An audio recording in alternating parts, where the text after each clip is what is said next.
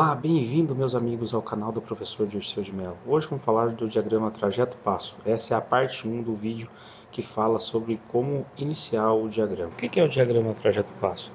No diagrama trajeto-passo você identifica quais são os seus atuadores e qual a sua sequência lógica e os seus respectivos sensores. Dentro do diagrama trajeto-passo você representa todos os passos que o circuito executa. Quando o atuador avança, quando o atuador recua, qual sensor que é acionado, em qual tempo, quanto tempo o sensor fica acionado, quanto tempo o atuador fica avançado, quanto tempo o atuador fica recuado e assim por diante. Então é um diagrama extremamente interessante para você visualizar o funcionamento dos elementos do circuito. Então já posicionei para vocês aqui algumas informações. Então qual que é a sequência que a gente vai fazer? É essa sequência lógica aqui. Então a gente tem 3 atuadores, né, com avanço e recuo, então eu tenho 6 movimentos. Então o número de colunas vai ser igual ao número de movimentos. Então cada coluna representa um movimento. Então na primeira coluna, o que vai acontecer? O atuador 3 vai avançar, como a gente já falou em vídeos anteriores. O que significa o A3+? O A3+, o atuador A3 avança. Então nesse caso aqui a gente tem 3 atuadores, o A1, o A2 e o A3. No segundo passo o A2 avança, no terceiro o A1 recua, no quarto o A1 avança, no quinto o A3 recua e no sexto o A2 recua. Nas linhas a gente representa os atuadores, o A1, o A2 e o A3. Então nas linhas maiores os movimentos dos atuadores, nas linhas menores os movimentos dos sensores. Então quantos sensores a gente tem? Igual ao número de movimentos. Nesse caso aqui eu tenho 2 sensores por atuador. Então eu tenho o S1, S2 do atuador 1, o S3 e o S4 do atuador 2, o S5 e o S6 do atuador 3. E o B1 é uma botoeira manual que faz o início do meu circuito. Então pessoal, só para exemplificar para vocês como que eu chego àquela sequência de atuadores, né, o A1+, o A2+, o A1-, o A2-, eu trouxe um exemplo simples de uma furadeira e uma morsa. Então aqui eu tenho 2 atuadores. O A1 é a minha furadeira, ou seja, o pistão. Quando o pistão A1 avança, eu furo a pesta. E quando o pistão A2 avança, eu fecho a morsa. O pistão A2 recuando, abre a morsa. O pistão A1 recuando, retira-se a broca dentro da peça. Então como que funciona isso aqui? Então a gente dá um nome, por exemplo, o que eu quero que faça? Qual que é a sequência aqui da minha peça? Então primeiramente eu quero fecho a morsa. Segundo passo, eu vou descer o furo. Terceiro passo, retirar o furo. Quarto passo, abrir a morsa. Então isso eu represento graficamente, ou seja, eu coloco isso na sequência que eu quero. Então vamos lá, vamos escrever essa sequência aqui. Então, primeiro movimento vai ser fechar a morsa, vai ser avançar o A2. Então significa o quê? A2 mais. Qual que é o segundo movimento? O A1 vai avançar, então quem que é? A1 mais. Depois que furou, eu tenho que retirar a broca, então, ou seja, A1 menos. Depois que eu retirei a broca, posso abrir a morsa para me retirar a peça, então eu faço o A2 menos. Então é isso aqui, pessoal, que a gente faz aquela expressão para a gente resolver aquele circuito. Então a gente tira essa expressão algébrica da onde? De uma sequência que eu quero executar em uma máquina, um equipamento, ou seja, na minha aplicação que eu quero fazer meu circuito. Agora já vimos de onde que sai minha sequência lógica. Então essa sequência que eu quero resolver, eu já fiz a minha dedução aqui. Então o que eu quero fazer? Então primeiramente eu vou representar no meu diagrama trajeto-passo o movimento dos atuadores. Como que eu represento esse movimento? Então nessa linha maior, sempre quando eu falo na parte de baixo da linha, eu represento que o atuador está recuado. Na parte superior da linha, o atuador vai estar avançado. E nessa posição 1, significa o quê? O movimento daquele atuador.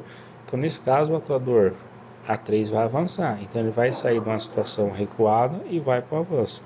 Então, nesse caso, o A3 vai avançar. Então, pessoal, agora a gente vai fazer o quê? A representação gráfica dos movimentos atuadores aqui no diagrama trajeto-passo. Então o primeiro movimento vai ser quem? Do A3, né? Que é a primeira coluna, mas representa o movimento na linha. Então vamos lá. Então o A3 vai sair da situação recuada e vai avançar, ou seja, na parte de baixo da minha linha significa que ele está recuado, na parte de cima significa que ele está avançado. Isso para todos os atuadores. Então nesse caso aqui, no passo 1, o que aconteceu? O atuador estava recuado, ele avançou, então representa o avanço dele. Agora, quando ele estava avançado, eu tenho que representar o recuo. A mesma coisa eu vou fazer aqui com o A2+. Então o A2 vai sair da situação recuada e vai avançar. Agora a situação é um pouco diferente. O A1 já está avançado, isso você tem que enxergar dentro do circuito.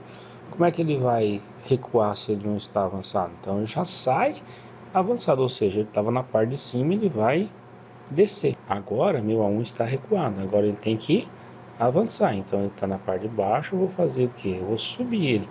Ou seja, o que aconteceu com o meu A1? Ele recuou e avançou. E agora, pessoal, o que eu tenho? Qual que é o quinto passo? Eu vou recuar o meu A3. Então sempre a primeira coisa para montar o diagrama de trajeto passo é fazer o quê? Os movimentos sensores. Depois a gente completa o que ficou faltando. Então aqui o A3 avançou, ficou todo esse tempo parado, depois recuou. E o último movimento aqui vai ser quem? Vai ser o A2-. Então o A2 recua. E agora, pessoal? Agora é só completo, ou seja, faça as ligações e verifica o que aconteceu com os atuadores na situação, no momento que eles ficaram parados.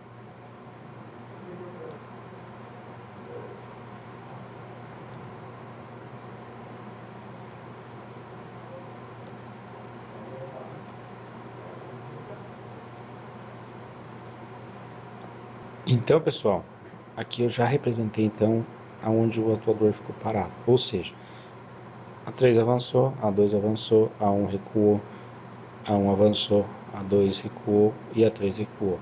Nessa situação aqui o cilindro ficou parado, então eu vou fazer o que? Eu vou ligar esses pontos, então eu liguei aqui, fiz essa ligação. Então agora eu tenho que a representação exata do que aconteceu com o meu atuador. Então nesse caso, o atuador 1 permanece recuado apenas esse movimento, o restante ele fica avançado.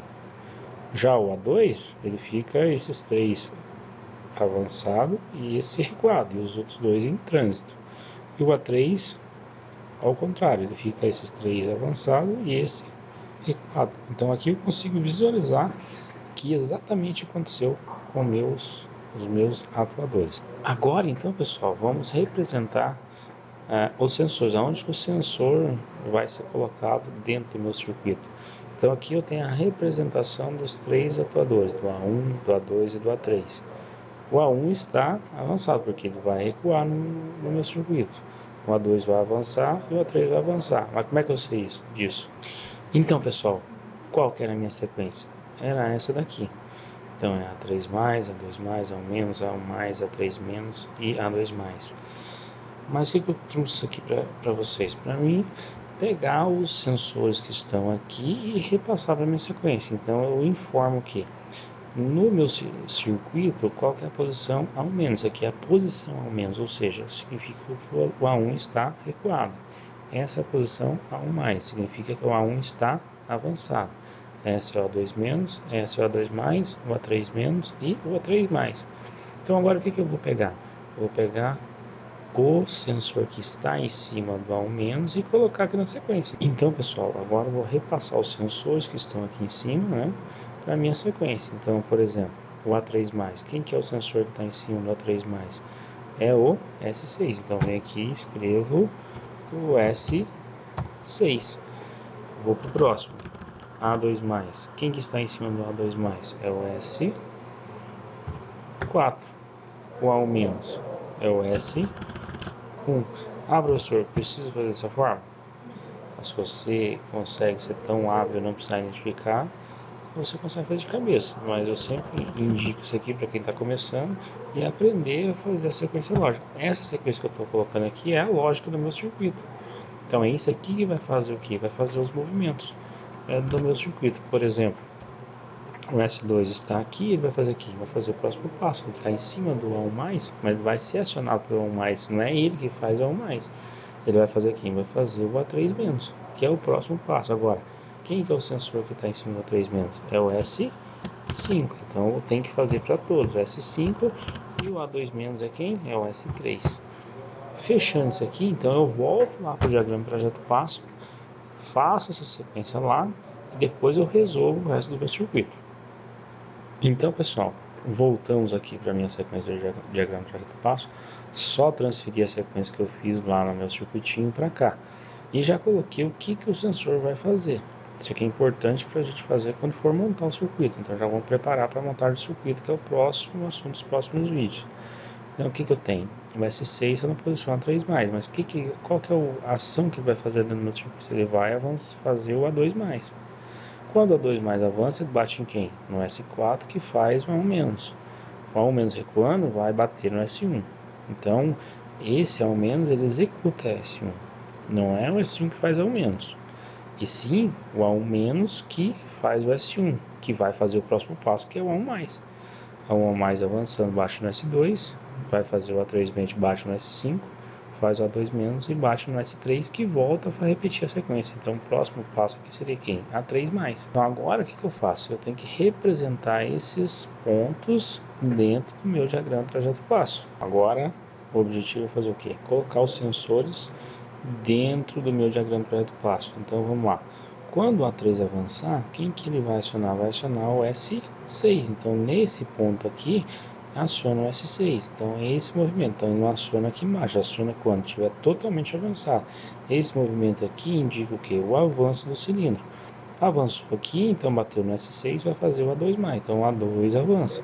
Da mesma forma, o A2 avançando, ou seja, A2+, quem que é o próximo sensor? É o S4.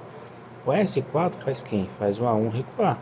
Então, o A1 recua, quem que ele vai acionar? Vai acionar o S1. Já o S1 já faz o A1+. O A1+ faz quem? Faz o S2, ou seja, aciona o S2, que faz o retorno do A3-. Ou seja, o A3 recua, bate em quem? Bate no S5, que consequentemente faz quem? Faz o A2-. O A2- faz quem? S3. Então, o S3 vai fazer o que? Vai fazer o A3 avançar, que é o próximo passo, se eu quiser que a minha sequência se repita. Então, assim, a gente fecha o ciclo dos sensores, ou seja, mostrei para vocês os movimentos dos atuadores dentro do circuito diagrama trajeto passo e coloquei os sensores nas suas respectivas posições. Observe, os par sempre estão em cima, ou seja, S6, S4, S2, e o ímpar está embaixo, S1, S3 e S5. Então, pessoal, aqui eu marquei os pontos onde que os sensores estão acionados, ou seja, avançou, bateu no S6 e recuou. Às vezes as pessoas se confundem, acham que o sensor é acionado no início. Aqui ainda está acionando o S6, então todo esse tempo que ficou parado aqui do A3, ele está acionando o S6, ou seja, a posição 2, 3, 4 está sendo acionado o S6. Nesse tempo de transição aqui não aciona ninguém, porque o cilindro está no meio do curso, então não aciona ninguém, fica sem acionar. Só vai acionar o S5 aonde? No final. Da mesma forma dos outros sensores, ou seja, S4 ficou acionado essas três posições, aqui o S1 só deu um pulso e o S2 ficou acionado nessa situação e entrou acionado aqui até essa situação da posição 2. Só vai desacionar aqui, então, ou seja, ficou 4 posições acionadas.